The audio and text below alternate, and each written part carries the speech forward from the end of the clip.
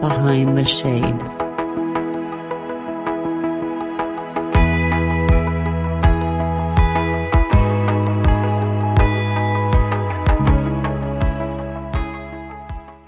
So you mentioned postpartum. So take us through that. And the reason why I ask is there are many women who go through it, and there's many women who have partners that are helping them along through that journey. And then there's people on the outside who may not even think it's a real thing. So Right. take us through that and describe how describe the situation, and then you can relate to your experiences as well. So when I brought him home from the hospital, I don't think I left the house with him by myself for probably, I took 9 weeks of maternity leave, and probably for the, I would say probably for the whole entire 9, I never physically put him in the car by myself. Doctor's appointments my husband went to. I was petrified, probably more than anything, that somebody was going to take him from me. You know, that's a real thing. I was afraid, okay, if somebody snatches him from me, there was no going to the grocery store and propping that baby up on that buggy. There was no going to Walmart. My husband went with me to doctor's appointments, and aside from putting him in the stroller and walking like around the neighborhood, we went nowhere together. And it was horrible because it was such a almost a heavy weight on my chest. It was like, and I felt like I was being the best mama I knew how, but there had to be a better way. I mean, to the point of tears, he would cry. And I worked closely with his pediatrician, who probably thought I was crazy because I'm a nurse practitioner, but he got it. He understood. And it was just something that I felt helpless over because I couldn't. I have a wonderful husband who understood anxiety to as much as he can understand anxiety in women, but obviously men don't have babies, so they don't understand postpartum. Um, it was crazy. And there was a lot of crying. There was a lot of, I've had 2 babies before and I'm a nurse practitioner, but I don't know what to do here. Like, I don't have a clue. Um, and so it just took me a little while to start exercise. Once I started exercising, and once I was like, okay, stop putting this crap in your body because it really is weighing on your anxiety. It's causing all these other issues. I had unrealistic expectations about breastfeeding. So that's a whole nother topic on its own. That didn't last very long. It lasted, but not long. Um, and then I just kind of finally had to realize that I had to do some things for myself if I wanted to be the best mom that I could be, the best wife I could be. You know, I still had this 21-year-old daughter at home that still I mean, she's very self-sufficient and in college, but also, you know, she still needs her mom as well. So I had to be all these things to all these people and figure it out on my own, kind of. So and it's just, once I got back to work and could finally take a deep breath, I was like, whew, I've got to help other people. Like, I have to help other people know that just because you had a baby does not mean you have to wait a year for your hormones to be back in balance, because that's not normal. Like, it's not normal for us not to be able to enjoy our babies for a year because we're waiting on our bodies to get back to where they need to be. I Were think there's just you a lot of education that needs to be done. Was it you pulling from your experience and saying that I went through this, I have more than one child, there has to be a better way. Let me find that better way. Was it like a Yeah, aha moment for you? it was like an aha moment for me because in the traditional, so let me back up. My other 2 children, I was in my early 20s. I was not in healthcare at the time. I do remember having some postpartum anxiety, but nothing like this in my 40s. And it was an aha moment for me because after I went back to work, I really started paying attention to my women patients, to my postpartum mamas who quickly became my favorite patients, because I was so tired of hearing women say, you do have a baby, you go to your OB after 6 weeks and you're done. You're done with them. Like, they make sure everything is okay where it needs to be physically, maybe give you a prescription for some Zoloft or some Prozac because you are having some postpartum depression, and then they send you on your way to your primary care provider. So a lot of them ended up in my office, and it just became my goal to help them, whatever that meant for them, because for every single postpartum mama, it's different. So I tried to make sure I had resources for them, and, you know, things that we could do to help get them through like some of this anxiety, because a lot of women don't want to depend on antidepressants because they are breastfeeding. And then you have to worry about, you know, all of that. So it was an aha moment for me once I went back to work, and I was like, wait a minute, Deana, you were treating these women, not treating them bad, but you were treating these women in the traditional medicine realm like you were almost being treated. This is not okay. Like, we got to revamp this. And how much did nutrition and healthy living and eating, how much of a role in you realizing that something is not right and you actually becoming better at it and sharing this? How important was the nutrition part? The nutrition is very important. If you don't have the nutrition right, nothing else matters. And I firmly believe that. I think there are plenty of things that play into, you know, I think it's nutrition and exercise and mindset and sleep and so many different things. But if you're putting crap in your body, the rest of those things just don't matter. I mean, I think every little change helps, but you're not going to get the true benefit of those other things if you're filling your body full of foods that are just causing inflammation in your body. And I think sometimes human nature is we think we're invincible. I was able to do it in my 20s. I should be able to do my 30s, 40s, and 50s. What people don't realize, and I think you're bringing more awareness to that, is every decade older, our body's different. Even if you want to 100%. say your body's different than last year, because in your 20s, you're like, when you reflect on it, you're like, maybe I went through something similar, but it didn't sound like you're 100%. But when you had that 4-year-old, you're like, no, this isn't Correct. normal, because you're relating it back to the other two and you're saying it wasn't like this. So I think when you brought the nutrition part in, I want you to continue to speak to it. Like, is it that women, because women are the ones that give birth now, is it that women need to fully understand what they put in their body at 20 may not be the same things that they put into their body at 40?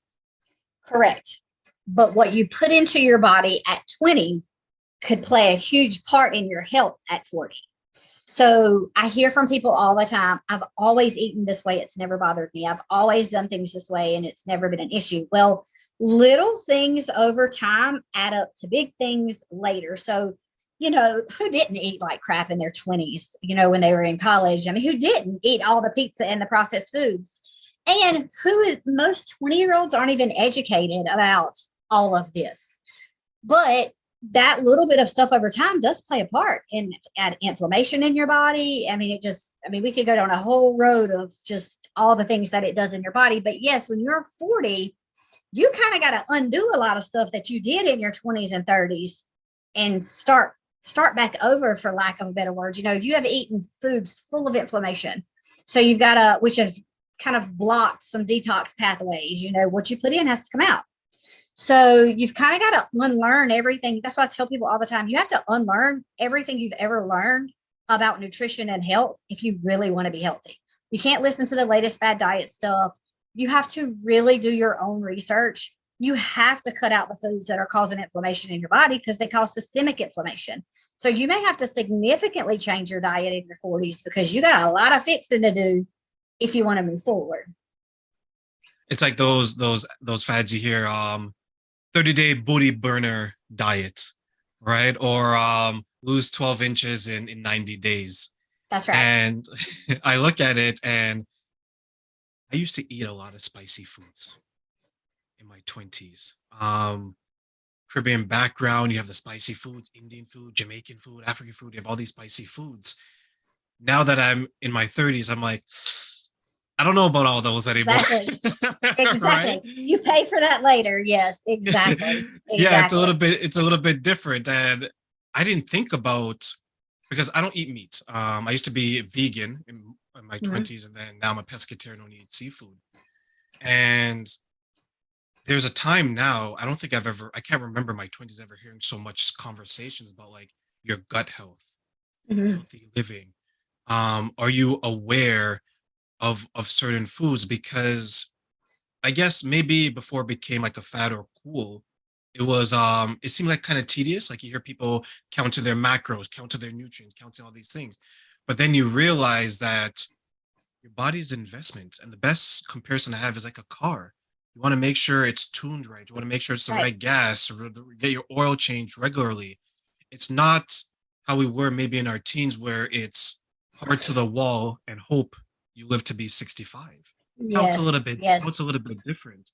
Um, you mentioned that you're helping women. What types of conversations, are you helping women with at this point?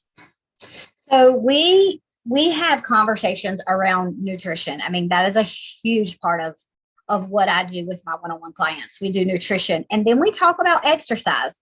Exercise is important, but I think people think that they've got to go run 6 miles or do cardio every single day, and that's killing your hormones. I mean, as a woman, you need to incorporate some strength training. It's not all about running 6 miles a day. I mean, it's not anymore. Like, I used to love to run, and I felt like when I had went to run, I wasn't running a mile. If I was going outside to run, I was going to run for 6 miles.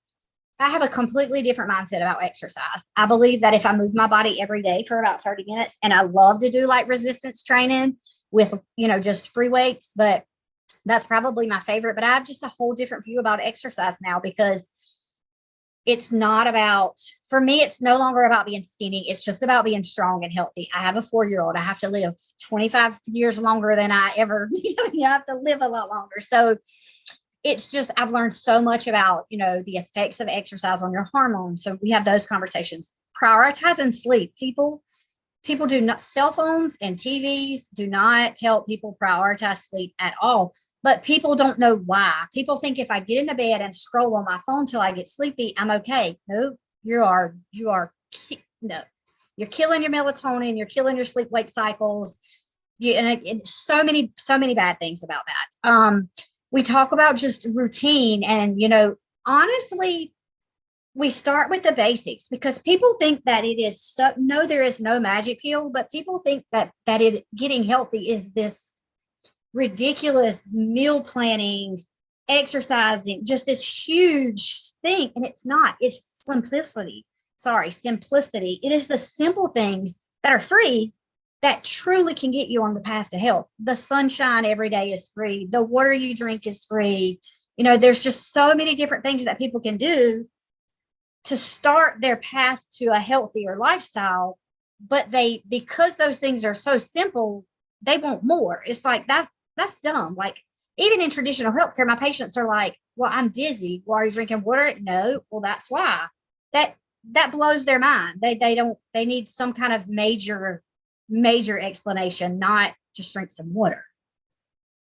Do you find that it's because it's one thing to be unaware of what to do, right? Unless Right. you actually look it up, because there's probably a point. I know I had a point where I wasn't as knowledgeable as I am now, and maybe you went through the same Right. thing. Right. But one thing that I was always aware of was my own body. Like, when I would eat certain foods, I can tell, okay, this seems to be all right, this doesn't. When you're bringing awareness to the women that you deal with, do you find some of them have that struggle where they're not only not as knowledgeable in what should go in, but it seems like they're kind of unaware of their body's reaction to certain conditions? Yep. So that's a huge thing that we do. We not necessarily do like a full elimination diet, but I do have my clients try to do a journal and write down what they eat and how it made them feel. Like, did you feel bloated and tired and, just cranky after you ate that? Or did you feel good? Did you feel, let's try to pinpoint how some of these foods make you feel. And then because, highly inflammatory foods are highly inflammatory foods, but dairy for me might not do the same thing as dairy for you. So that's why I try to get them very hyper aware of being in the moment. Now, I like for my clients to live in a state of, like, everybody says 80-20, and I think that's realistic. But when you're working with me, let's try to do a 90-10. Let's try to be a little more cognizant of what's going on and get you to that 80-20. Nobody can live in a bubble. When you go to a birthday party, eat that birthday cake, but make healthier choices the rest of the time so that you can live life and enjoy life. That's what my biggest goal is, to help women have a healthy relationship with food. I think that's what it all boils down to. What's something that you've observed in your clients that prevents them from having that type of healthy relationship with food? Um, diet culture. All of the fad diets. I mean, it's the keto and and there are people that firmly believe in some of these things. I don't. I believe that you have to make this a healthy lifestyle, but and I think, okay, I'm going to try keto for 30 days. And if it doesn't work, I'm going to try paleo for 30 days. But that 5 days later, that didn't work. So, I mean, instant gratification. We live in a world of instant gratification. And if I can't lose 10 pounds by doing keto in 5 days, then I'm moving on to the next thing. So we set mindset. Mindset is a huge thing we work on. Mindset's huge. And I appreciate you sharing that because I will 100% agree. Getting into the gym, mindset. Putting down food that isn't the healthiest, it's mindset. Because let's be honest, when you're looking at your cupboard or your fridge and there's some things that have to go, that separation.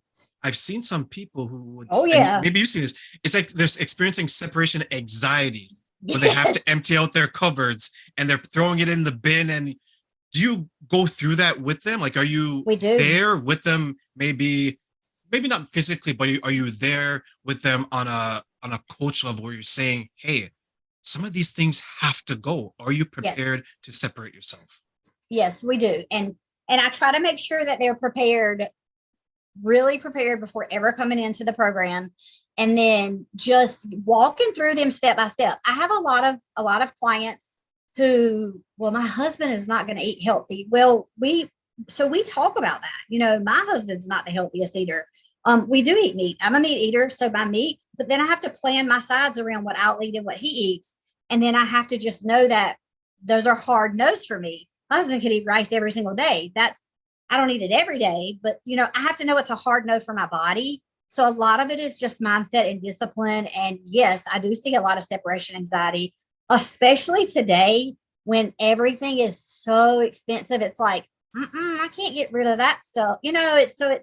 It's kind of a double-edged sword right now, just with everything being so expensive. And I think that people think that I really want to start this healthy lifestyle, but we also talk about how to do that on a budget because it's just such a double-edged sword right now. Perfect. And I want to pause there and say for those who are,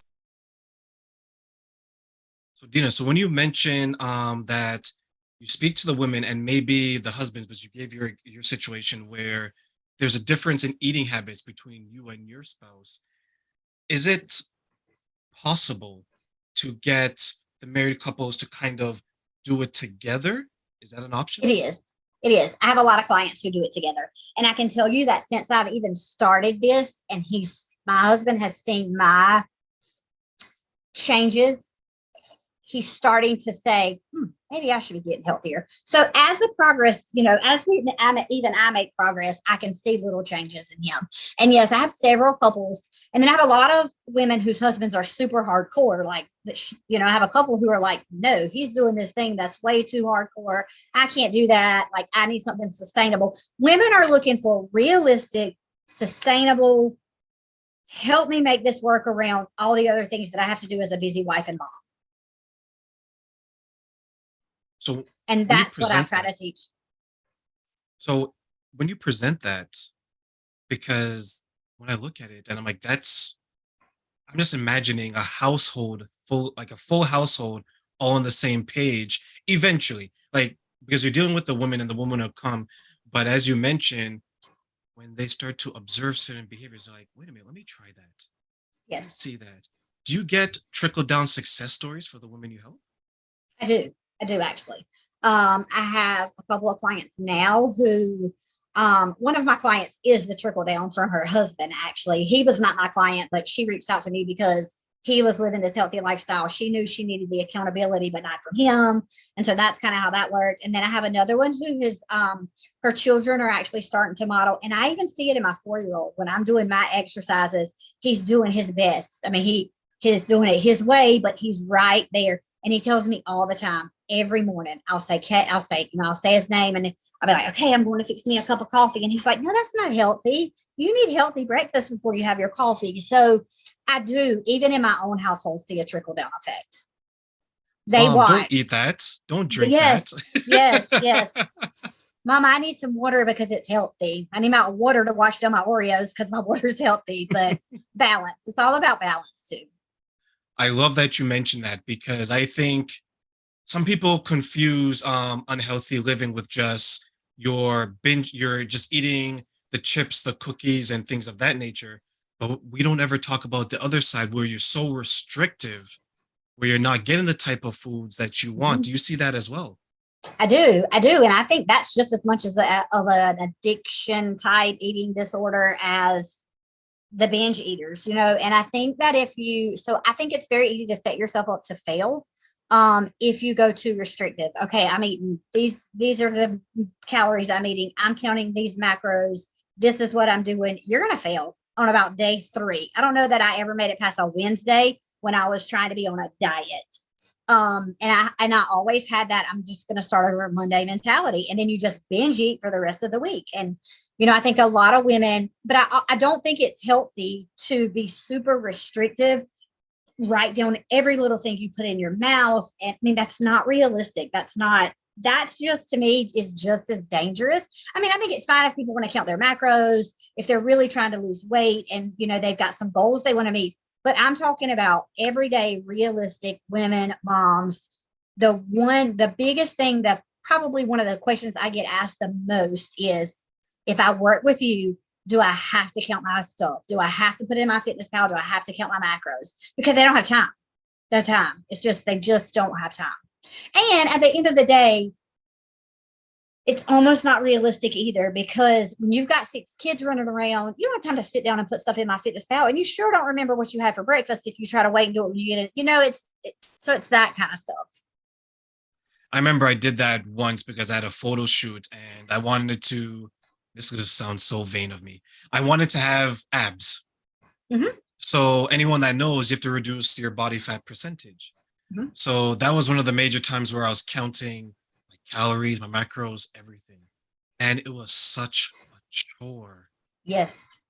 Yep. And I realized I dropped down probably, because I was usually around 140, 145. Back then I was like, this was years ago. I dropped down to about 120, 125. I dropped about 15 to 20 pounds, but I had it. And then I look back and I felt so thin in the face, Mhm. like when I would look at myself. So right now I'm about 180, 185. I've gone back up, but I have a better relationship with food Yes. because I can eat what I want, right? I'm still aware of what I put into my body, the fuel, but it's not okay. I ate at 10 a.m. I can't eat until 8 p.m. Yes. Right? There's none of that. So when you're working with these women, you set them up, and you used a beautiful word. I'm so glad you used the word balance. What does balance look like for the women that you're assisting? It looks like, of course, for everybody it's different because of their families, but I have a lot of women who say, Dina, when I wake up in the morning, I'm not hungry. Like, I don't want to eat just to be eaten. And so I try to get them to start paying attention to their bodies. And when they become hungry, we don't do a fasting type thing, but try to pay attention to, okay, when do you get hungry? But because you have to eat, don't wait till 2 o'clock in the afternoon. I mean, you've got to give your body what it needs to get through the day. Have protein. We try to start talking about like a protein breakfast brunch type thing. And then maybe you aren't as hungry. So we just have to change some patterns, because we have to change their way of thinking a little bit. I mean, we just do. But back to what you said a minute ago when we were talking about healthy eating. If you are I believe that if you are eating 3 meals a day, super healthy, never put a bad thing in your mouth, to me, that's just as much of an unhealthy relationship with food as someone who binge eats all day. Does that make sense? It does, because I think you're saying they're looking at food as it's like a transaction. They're just doing it Yes. to do Yes. it. I guess that's what Yes. you're trying to say, right? Yeah, and you're weighing everything, and you're making sure your portions are. If you do, I mean, to me, you can be super obsessive in the other direction as much as you can be super obsessive in the eating all the bad foods direction. You got to learn how to have a good balance of the healthy and the unhealthy. Yeah, and I think that's the part that people don't think about. They don't think about the other side. All they think about as we're going back and forth is cookies, chips, cake, pizza. They don't think the other side where it's I can't have this, I can't have this, it can't be at Right. this time, it can't be at this time.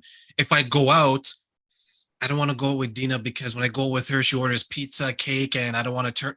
I think that is just as bad, but that seems to be the silent one, Yep, right? We don't hear that's about that. We exactly don't right. talk about that, right? That's exactly right. That's exactly right. So as we continue on into the future, and there's probably going to be, because every day a child is born, Yeah. there's mothers and there's parents, people become parents every day. How do you want to take the next generation into the future? I hope that functional medicine, preventative integrative medicine becomes a bigger part of our future. And it's not, healthcare is broken. I mean, it's just broken. And there needs to be a lot of changes made. There needs to be a lot of education done from the minute the child is born in the hospital with the mother until, I mean, I know that there's wellness visits and I know that there is education. I just don't think there's enough. I don't think that you don't know what you don't know. And there are so many things that I did not know before I had my 4-year-old. I mean, and it blows my mind, of the things that I didn't know affected my gut health. I didn't know how important my gut health was for my overall body, for my anxiety. I didn't know that the things that I put in and on my body affected my gut health. I didn't know that when I walked into Target or Walmart or any other grocery store to buy laundry detergent, that it wasn't safe for my body or my child's body, because if it was in the grocery store for sale, surely the FDA had made it, approved it. No. So just so much learning that I had to do, that I was a healthcare provider for almost 20 years before I even knew these things. So the average person, there's so much that they just don't know. And it makes me sad. It makes me sad because there's so much chronic illness in the world because people don't go to the doctor until they get sick because their insurance doesn't cover it. And it's just sad. Yeah. That's a good point. Many of us, we're not preventative, we're reactive. Exactly. That's what healthcare is. It's reactive, not preventative. How do you think the person can be more preventative than reactive when they've always lived their life in a reactive way? So I think it comes down to honestly educating people to do their own research, educating people to be their own advocate. If you walk into your doctor's office, you're going to get about 50. I mean, traditional medicine, I see 32 patients a day in an 8-hour day. That gives me about 9 to 12 minutes with you. I want you to be your own advocate. I want you to tell me, wait a minute, Deana, hold up. Something's not right. Like, there's labs that I can draw. I try to be very cognizant of the labs that I do draw. Obviously, I'm still dictated by insurance, so I have to be very careful there. But I just think that there needs to be a lot of education. And, I feel like sometimes it's not the fault of the provider. And I guess I can say that because currently I am in both worlds. I am in the traditional medicine world during the day. And then I have Deana Freeman Wellness that I'm trying to grow by night. So I can speak from both sides of it. I have about 10 to 15 minutes to spend with you, and I will do whatever we need to do in that time. But I don't have an hour to spend with you. That's not realistic. It's not realistic I need my day job. It's not, it's just not realistic. And so it's just sad because you're dictated by so many things in healthcare, but it could just be so much better. It could just be so much better. And those are wise words, and that's a beautiful way to leave the audience, because you're coming at it from a point of view of very caring, and the passion is obvious that you want people to live their best life, but they need to take the steps to live their best life. Agreed. I can't do it for you. I can give you all the tools and all the training and all the education, but I cannot go home and cook your meals for you. The patient does have to play a huge part in getting on this pathway to health. I mean, the patient is the number one person. I will give you all the things that you need, but I tell patients all the time, be your own advocate. And if you're not getting the answers you need from your doctor, find a new one. Find a new one, especially if right now your insurance doesn't. Some insurances do cover functional medicine. Everything I do is virtual, not covered by insurance. But there are some functional medicine brick and mortar practices out there that do. But, if you want to go the holistic route, that's the route that you need to go. And a lot of people especially in the last couple of years with just everything that's gone on with the pandemic and everything. I'm going to have to say people probably don't trust traditional healthcare as much as they used to, and they are looking for those more holistic remedies and those more holistic options. People are sick of being handed pills and saying, here's your antidepressant for your anxiety. Well, I'm going to help you figure out why you're anxious so that you don't have to take that antidepressant forever. Where is that anxiety coming from? 90% of the time it's coming from the food you're putting in your body that's causing inflammation, that's making you, it's so much, and it's just so much that people don't know. I could talk about it forever.